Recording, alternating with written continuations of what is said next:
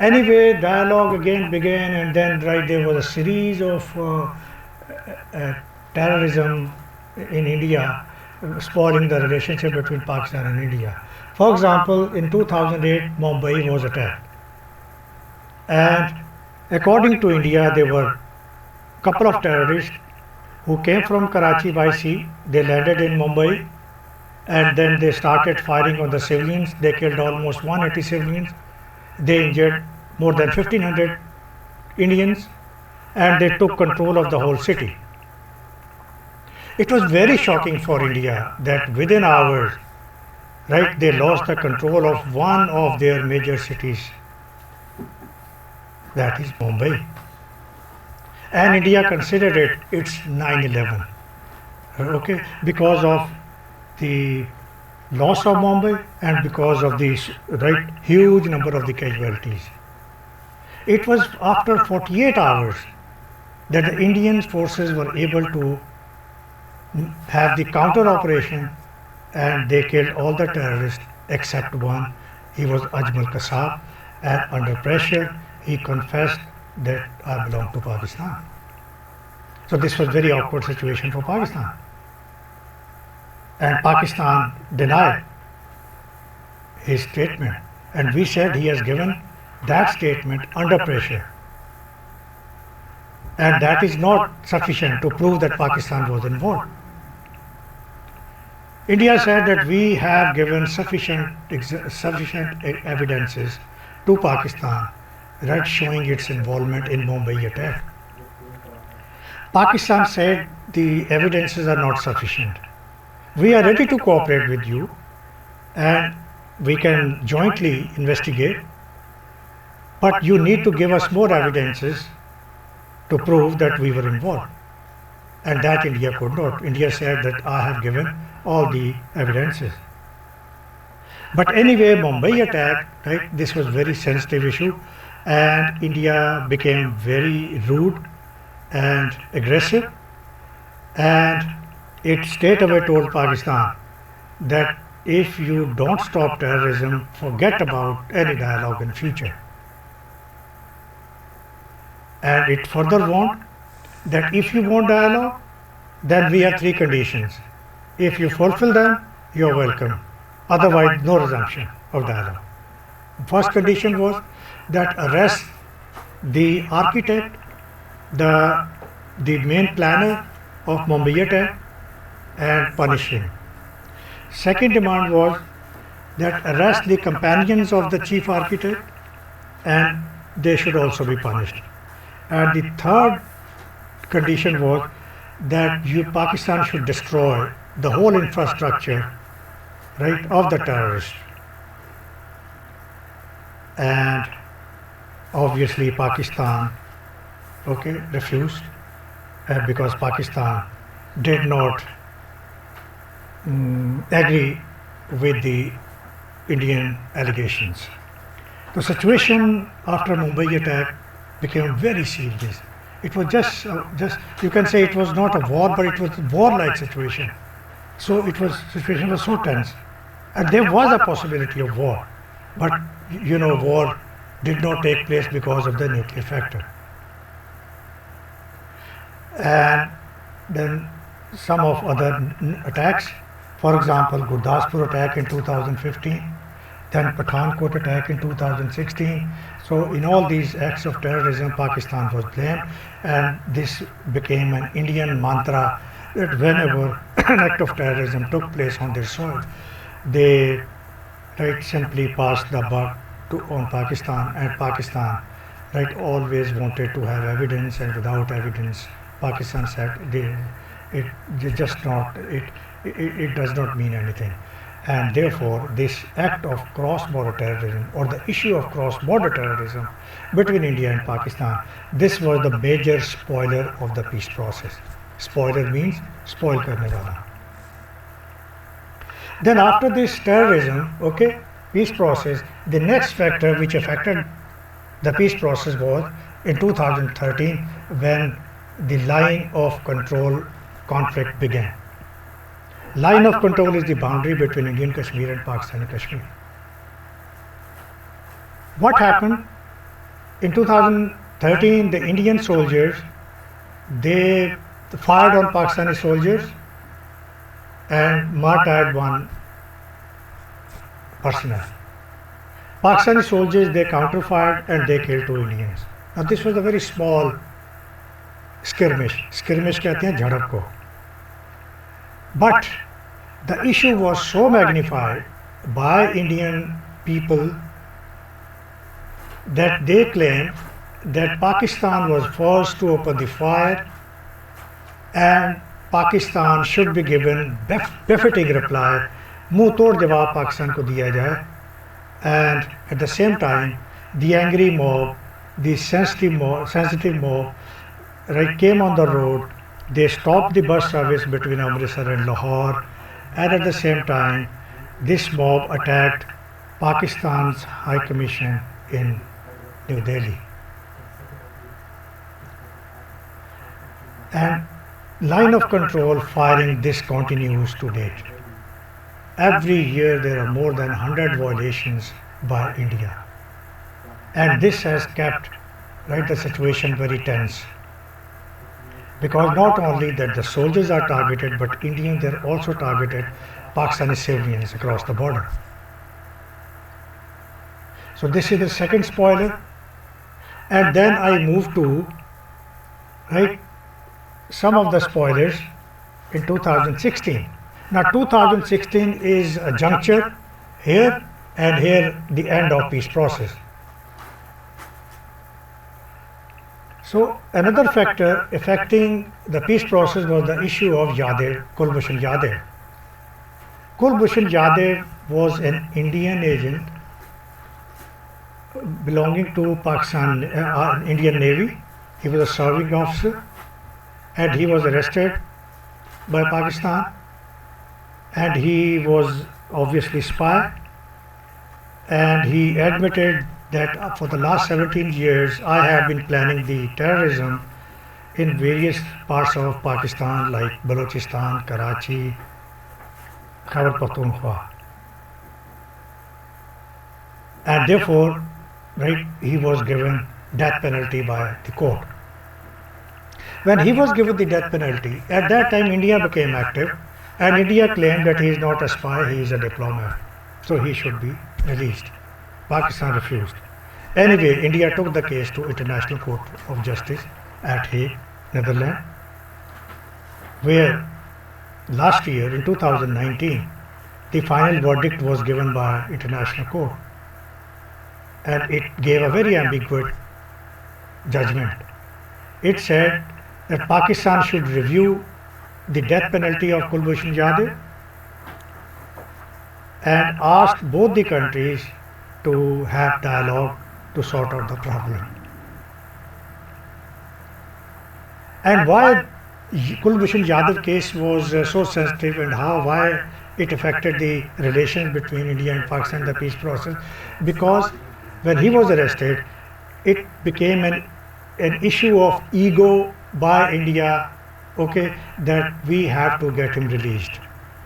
And for Pakistan, it was again an issue, right, of an ego that he should be given death penalty.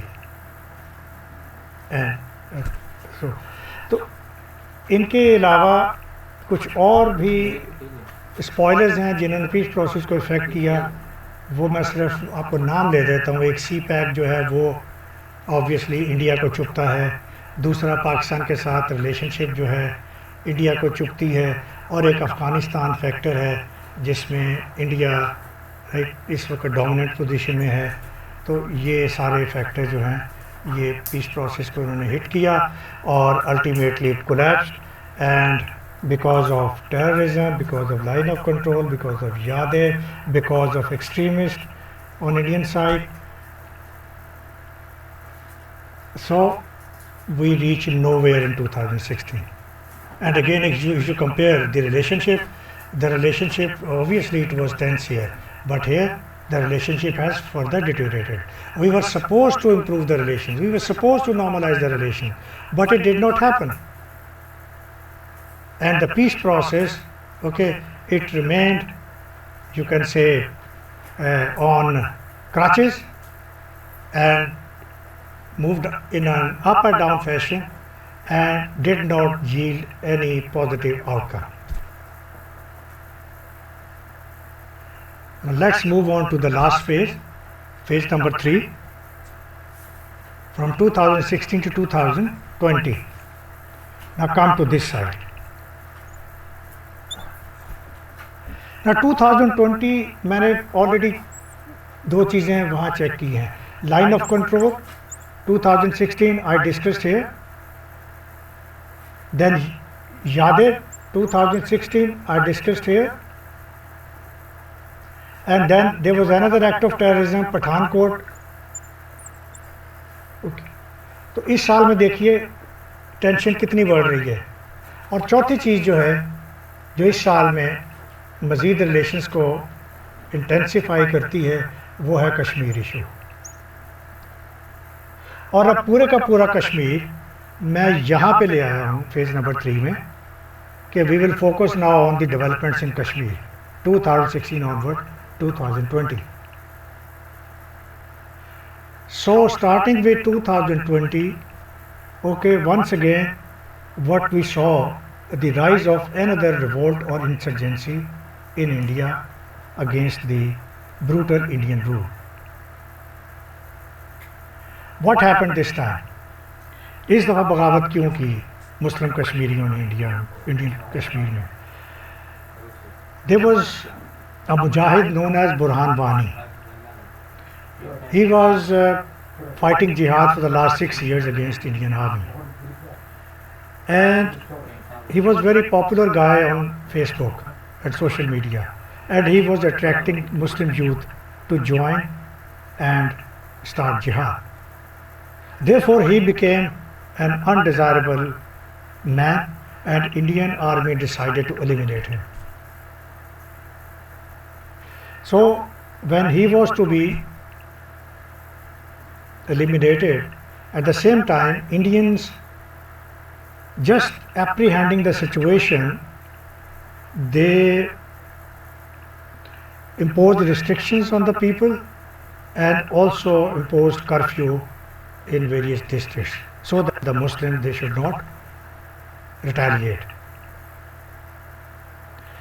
But when Burhani was martyred and his funeral ceremony took place, the Muslims, they came in thousands in spite of the fact that there were restrictions and curfews, and they participated and attended the funeral ceremony of Burhan Wani. And then again the Muslims, okay, they became so emboldened, so strong, that they started their processions, demonstrations on the roads against Indian rule, and they raised the slogans of independence from India. And despite that India was using full force, had imposed curfew and the other restrictions, the situation spun out of Indian control. And Indian forces, they got confused. And because the situation was boiling further day by day, so they started blaming Pakistan for this Kashmir situation. And they once again claimed that Pakistan is behind these Muslim Kashmiris in Indian Kashmir. Pakistan is supporting them. And therefore, again a bad situation. Once again, India blaming Pakistan, and Pakistan obviously saying that, right, we are not involved. But anyway, that's how, right, India always pressurizes Pakistan by putting an allegation and so on. Now this insurgency, starting in 2016, okay, it continued to date, but it has been going up and down. Sometimes it goes in high momentum and sometimes it goes in low, right, it decreases in the momentum. But anyway, situation, right, never eased in Indian Jammu and Kashmir. And now what we see, another important event in February 2019, what we saw, Pulwama attack. Pulwama is a place for around 40 kilometers from Amritsar, which is the capital of Indian Jammu and Kashmir. So what happened over there, the Indian convoy was going on, and one car, right, just exploded itself into the convoy and killed more than 40 soldiers. Now Prime Minister Modi again crying that it's right an act of Pakistan's terrorism and blaming Jaish Mohammed, a religious organization, that it is involved. Pakistan once again asking that you are having full security proof area in Jammu and Kashmir. How Pakistan can intervene and Pakistan can go for the attack with so much explosive loaded in a vehicle? So Pakistan said maybe Modi is doing a drama. What kind of drama? That Indian elections, they were approaching in April 2019. So this happened in February 2019. And might be it was Modi's rhetoric कि election आ रहा है, or he wanted to gain sympathies, and whosoever, right, is the leader, whenever he talks of Pakistan, right, or enmity with Pakistan, right, he gets, right, more votes, he gets the sympathies of the people.